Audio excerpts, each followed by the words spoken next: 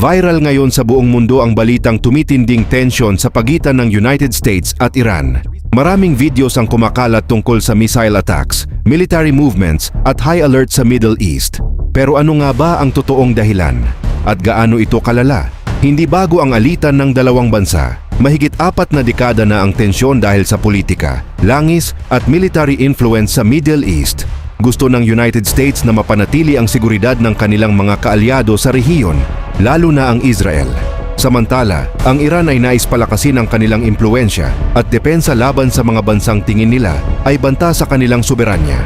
Ang una nuclear issue, isa sa pinakamalaking dahilan ay ang nuclear program ng Iran. Pinaghihinalaan ng US at mga kaalyado na posibleng gamitin ito sa paggawa ng nuclear weapons, pero ayon sa Iran, para lamang ito sa energy.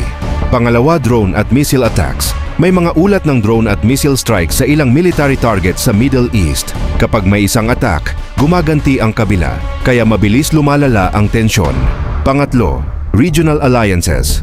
Maraming bansa at grupo ang nadadamay dahil sa alliances, kaya may posibilidad na lumawak ang conflict kung hindi maaawat. Trending ngayon ang topic dahil sa dami ng kumakalat na video sa TikTok at Facebook. Pero paalala lang, hindi lahat ng clips ay recent. May ibang videos na galing pa sa lumang conflicts or edited content, kaya mahalagang mag-check ng reliable news sources.